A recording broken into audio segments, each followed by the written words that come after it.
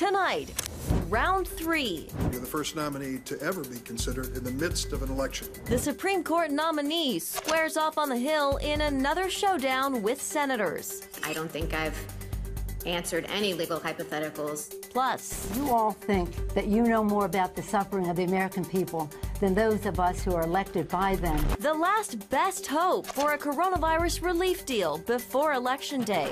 Plus, your personal beliefs should not be disqualifying in terms of being a judge.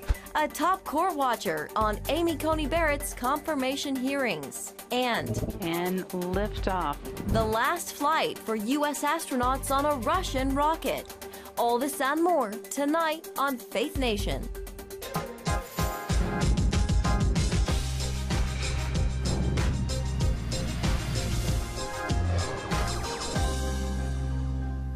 Smooth sailing for Judge Amy Coney Barrett. Hi, everyone. Thank you for joining us. I'm Jenna Browder. And I'm John Jessup. Well, from her time clerking for conservative icon Antonin Scalia to working as a Republican lawyer in Bush v. Gore from the 2000 election, nothing was off limits on day 3 of Amy Coney Barrett's confirmation hearings. As senators grilled her on abortion rights, health care, and even focused a bit on her faith as they weigh whether President Trump's nominee should serve on the Supreme Court. CBN White House correspondent Ben Kennedy joins us with tonight's top story. Ben? Well, Jenna, John, senators got a second chance to ask questions to Barrett before that vote if she should in fact serve on the high court. Democrats fear her confirmation would spell the end to the Affordable Care Act and its protections for pre-existing conditions. What's the hurry? Why couldn't we wait till the end of November or December or even January after leaving a vacancy on the court for 10 months after Anton Scalia's passing? Well, because there is a political agenda here. And whether you are privy to it, part of it, notwithstanding, it has to do with the Affordable Care Act. November 10th. Now, Durbin says the high court needs the 9th justice to end the ACA, which is why this process is being hurried, he said. But Republicans pushed back, pointing out that is just not the case. So it's not fair, is it, to suggest that by confirming you to this position, you're somehow going to adversely impact the lives of these individuals? Well, as I said yesterday, what I can say is that I have certainly no agenda. I'm not on a mission. I'm not hostile to the ACA at all. And if I were on the court and if a case involving the ACA came before me, I would approach it with an open mind, just like I do every case. Now, tomorrow, Barrett's nomination will be brought up for a full committee vote and then to the entire Senate. Republicans hope to have her confirmed by November 3rd, despite Democrats saying they want to wait until after the election. John, Jenna? All right, CBN White House correspondent Ben Kennedy. Thanks, Ben. Well, we're joined now by Jenna Ellis, legal counsel to the president and senior legal advisor for his campaign. Jenna, it's always great to see you. Let's just pick up right where Ben left off on health care. It's been a big topic so far, predominantly for Democrats questioning Barrett on the issue. Jenna, how do you view the seat in the court and how it would affect the ruling if Amy Coney Barrett actually is on the court concerning the Affordable Care Act? Yeah, well, a couple of things that are really important for the American people to know. First, this is not Ruth Bader Ginsburg's seat, and Democrats continue to want to try to juxtapose Ginsburg's philosophy versus Amy Coney Barrett. And Ginsburg's views aren't the supreme law of the land. The U.S. Constitution is, and Barrett has been very clear that she wants to be a judge. She wants to apply the Constitution and the law appropriately in any case that may arise before her in her capacity as a judge. So if the Democrats are so concerned about the Affordable Care Act being struck down under an originalist view, then they're tacitly admitting that there are constitutional problems with Obamacare as passed. And so it's not for Justice Barrett, soon to be Justice Barrett, to look at the policy considerations. She is saying rightly that she's not going to entertain hypotheticals. She's going to look at every case and apply the Constitution and the correct, appropriate standards of the law as written to any case that arises before her. So I think that this comparison with Ruth Bader Ginsburg is highly inappropriate. This is a seat on the Supreme Court. It's vacant. It can be filled by any nominee from the president as long as the Senate advises and gives their consent. That's always been the constitutional process. Jenna, many suspected coming into this that her faith would be under fire. We've seen some comments and different things. But are you surprised in some ways that there haven't been more attacks on her faith? Well, I hope that the Democrats have learned their lesson at least a little bit with the American people and how terribly the confirmation hearing of Justice Kavanaugh went and how ill-treated he was, and just that entire charade and what happened to him. So I think that they're wise to not focus on that too much. And I think that Judge Barrett has done an excellent job in articulating her philosophy. And again, she wants to be a judge, not a policymaker. And while our personal faith, of course, influences us as individuals, the entire point of the judicial branch is that we're not policymakers. We would set aside our own impartiality, and we would be impartial and unbiased and approach that with the supreme law of the land, the Constitution, as applied. And so I think that her faith and her personal faith is irrelevant to the conversation to the extent that they're concerned she would only rule on that. So I think responses have been great. Jenna, we only have a little less than a minute left. If confirmed, how is the Trump administration hoping Barrett makes an impact overall on the Supreme Court? Well, President Trump has been very clear that he sees the judicial branch in context, which is to be the accountability mechanism and the accountability branch for the two political branches. And so, of course, she will be completely impartial. She would be there for a lifetime appointment. And so President Trump has continued to put originalists on the bench because Republicans and President Trump are not afraid of being held accountable by the judicial branch. It's the Democrats that have clearly shown they don't want accountability. All right, Jenna Ellis with the 2020 Trump campaign. Thank you very much. We will leave it right there. Have a great evening. Thanks, Jenna.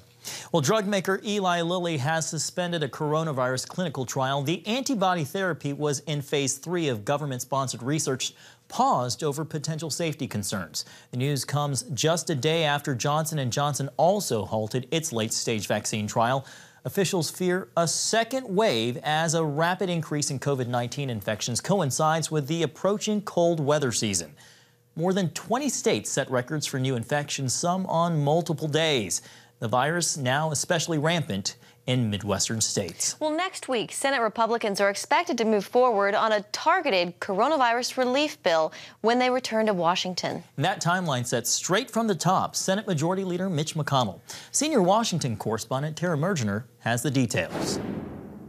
McConnell says Republicans do not agree with Democrats that nothing is better than something for working families. On Tuesday, he announced he will hold a vote on a small business loan bill. McConnell says the proposal will include money for paycheck protection, liability protections, along with funds for schools and hospitals. This is the latest move following months of back and forth between lawmakers and President Trump. Each party wants its own legislation passed, only to have it rejected by the other side. The Trump administration has also attempted many times to negotiate with Democrats with no success. Last night, House Speaker Nancy Pelosi was pressed on why she hasn't taken Mr. Trump's $1.8 trillion stimulus deal. Here's part of that heated exchange. Even members of your own caucus, Madam Speaker, want to accept this deal, $1.8 trillion. Congressman Ro Khanna, for example. But let me just quote Ro Khanna, a man you know well. I assume you admire him. He's a Democrat. I don't know why you're always an apologist. And many of your colleagues apologists for the Republican position. Ro Khanna, that's nice. Pelosi, who has not spoken to the president in nearly a year, was also asked why she doesn't call him to work out a deal. What makes me amused, if it weren't so sad, is how you all think that you know more about the suffering of the American people than those of us who are elected by them to represent them at that table. The Republicans control the Senate. Trump is in the White House. And the point is, I could say, well, let's have the Khanna-Ryan plan or nothing. Or I can say, constituents of mine are hurting. We have to compromise. We have to get something done. Democrats are pushing for a $2.2 trillion package, which they passed in the House last week. That's down from their initial $3.4 trillion plan. Many businesses and households are facing a financial crunch. 1 in 3 U.S. adults struggle to pay for basic expenses like food and rent at the end of September, according to the Center on Budget and Policy Priorities. Economists warn that failing to inject another dose of fiscal stimulus could stall the recovery. U.S. job growth is slowing as workers are being laid off, and that includes the airline industry cutting tens of thousands of jobs this month. In Washington, I'm Tara Mergener, CBN News. Thank you, Tara. Well, tonight, President Trump and Joe Biden are preparing for dueling town halls after Thursday's presidential debate was canceled. The separate town halls on different networks come after the president backed out of a virtual debate with Biden. The controversial announcement to move it online coming from the Commission on Presidential Debates. And as the two battle it out in swing states, the coronavirus is front and center. Who's had it? Yeah, a lot of people. A lot of people.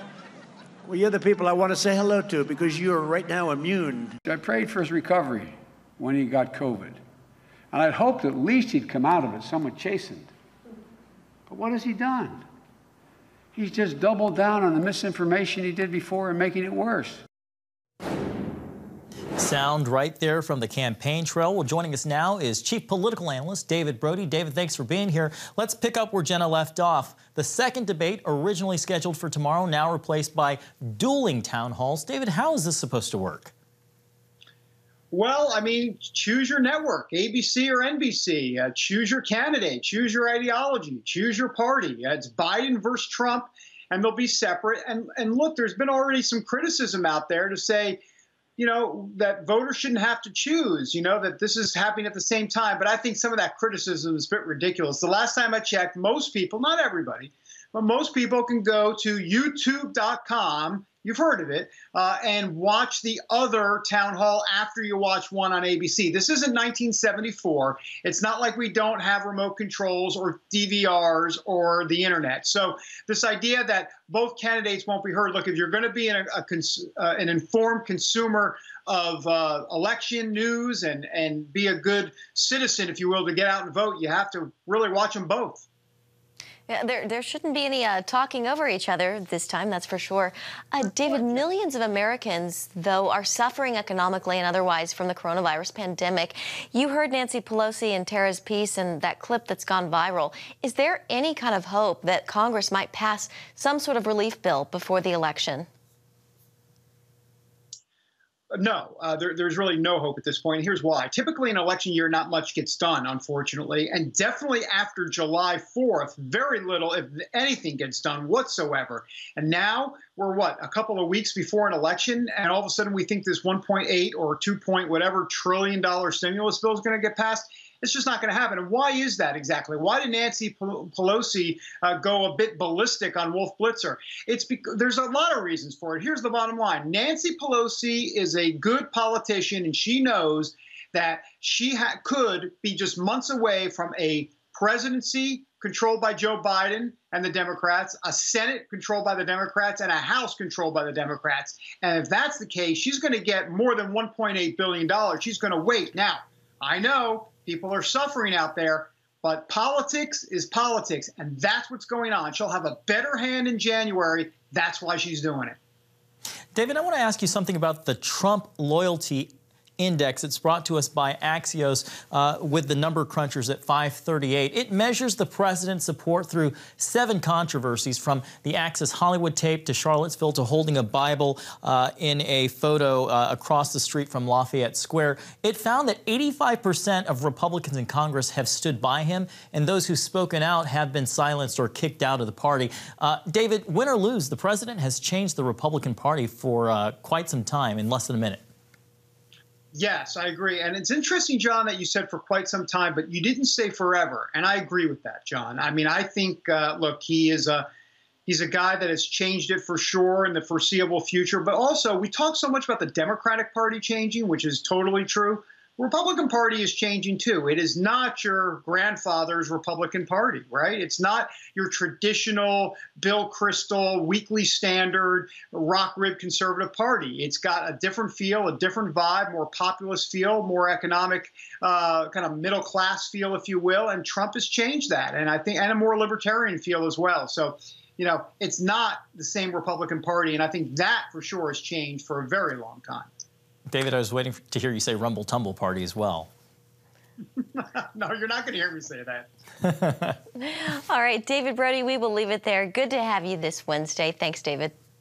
Thanks, guys. Thanks, David. Coming up, a bombshell report about Ukraine that has the Biden campaign crying foul. We'll explain next on Faith Nation.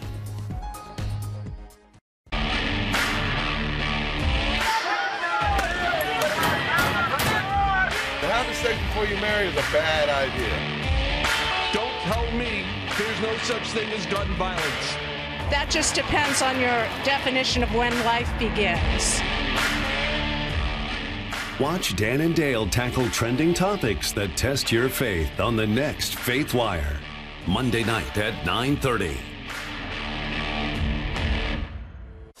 The Global Lane takes you around the world, providing facts over fiction. What might rising trade and geopolitical tensions mean for you on the home front? With over 45 years of experience, award-winning journalist Gary Lane brings you the truth from a global angle. What about the issue of immigration?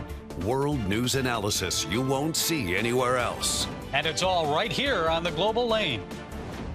Watch The Global Lane, Thursday night at 9:30.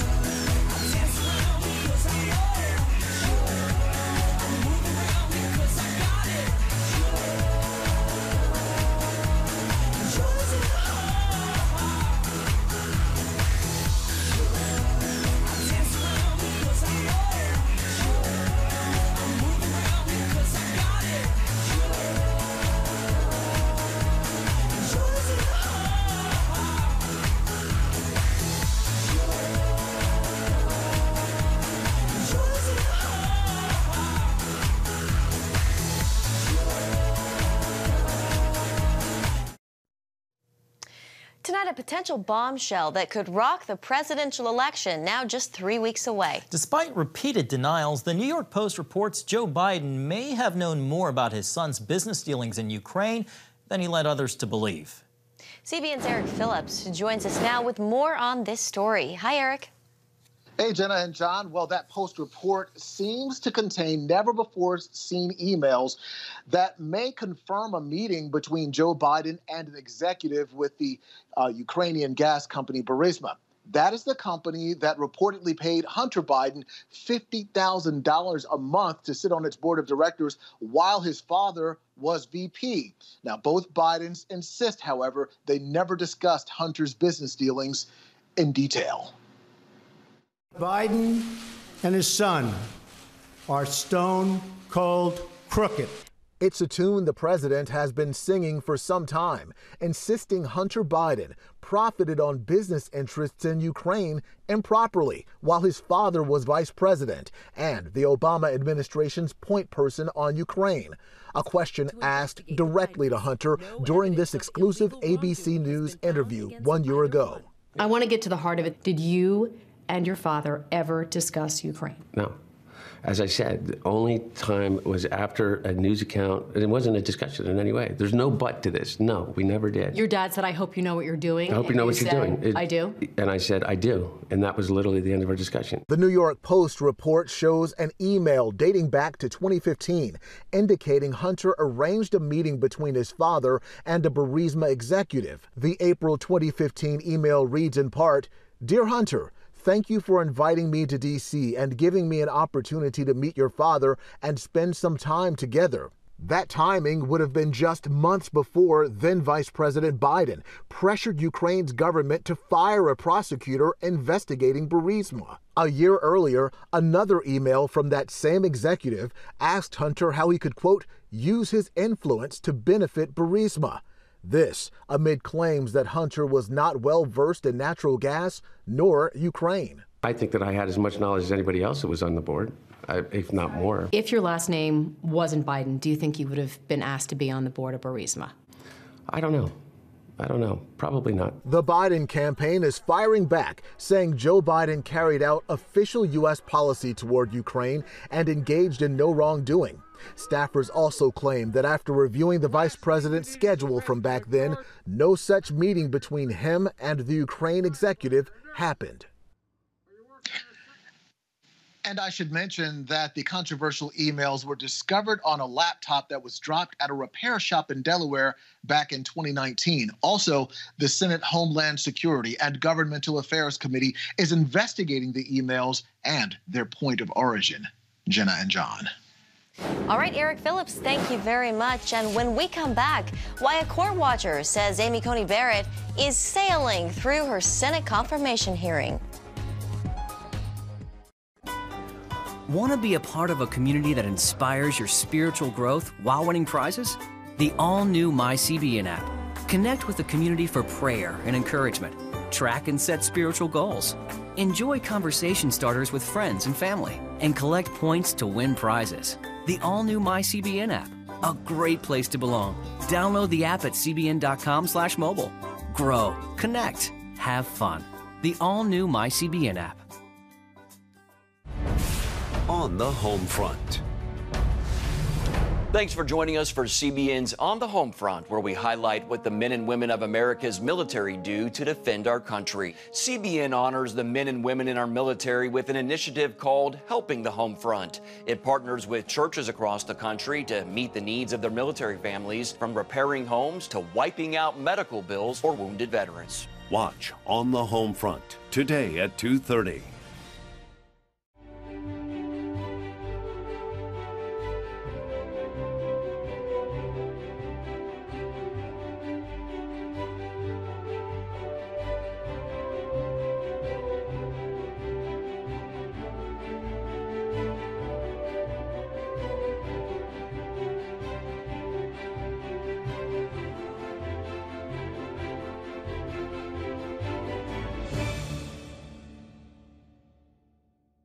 Too often, we carry baggage from our past. You know what it's like. It affects everything and everyone in our lives. It's always there, weighing us down and keeping us from achieving true happiness. But do you know God never meant for us to be trapped in the past? You can be free of your baggage.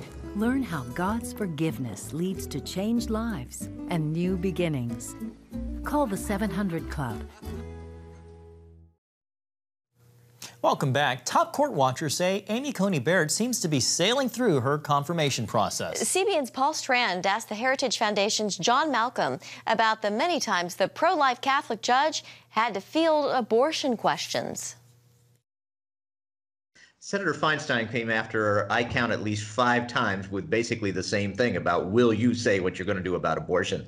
Do you think that Judge Barrett handled that well? Yes. Look, she said, my personal views are my personal views.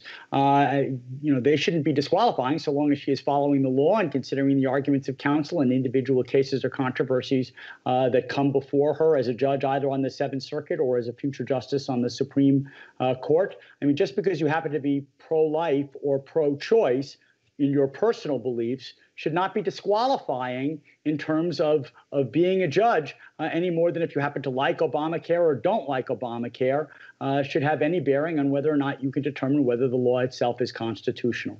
There's this letter that's come out from 50 law professors, and they seem to be from all over the spectrum, saying that she's really well qualified for this job. Did you see that letter, and what did you think of it? Well, I haven't seen that letter, but what I did see in 2017 when she was nominated to the Seventh Circuit is that every law clerk who clerked on the court with her when she was clerking for Justice Scalia, for all of the justices across the political spectrum, said that even among our august group, Amy Coney at the time stood out as somebody who was particularly brilliant. And clearly, one of her biggest supporters has been Noah Feldman, who's a very, very liberal law professor at Harvard, who clerked at the same time that she did, who has said, look, I may disagree with every ruling that she ever comes out with, but she is certainly smart enough and has the integrity to serve as a justice on the Supreme Court. Does what you've seen so far make you think in any way that the Democrats are going to, lay a hand on her, stop her,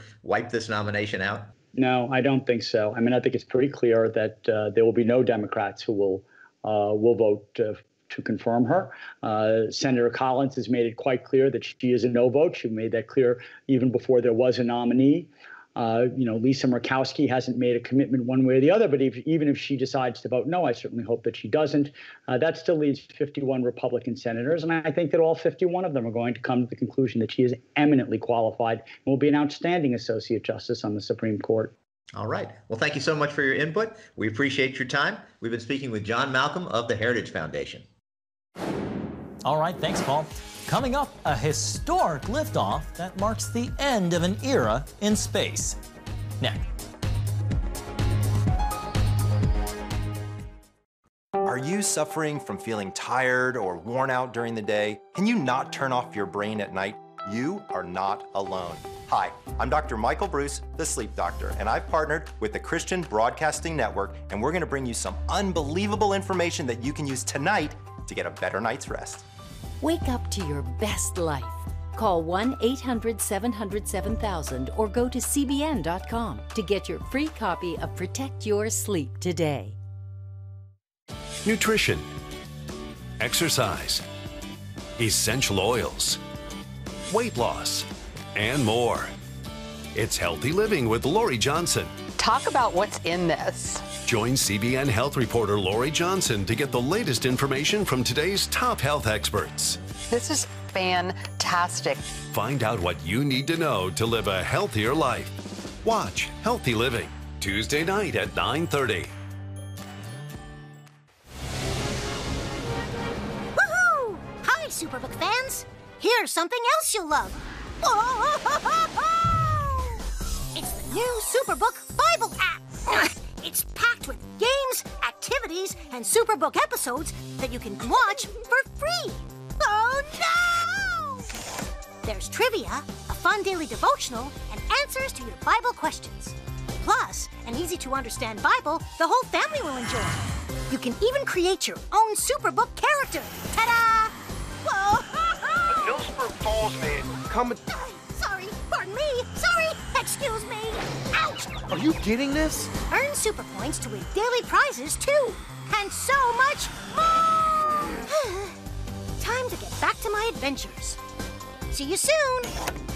It's the new Superbook Bible app. Free downloads on iTunes, Google Play, and Amazon.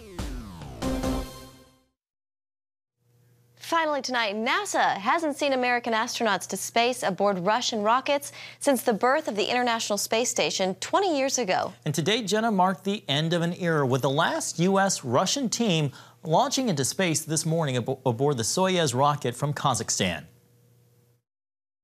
And liftoff. Kate Rubin, Sergei Ryzhikov, and Sergei Kuznetsov now on their way to the International Space Station, the latest in a chain that spans almost 20 years of continuous human presence in space.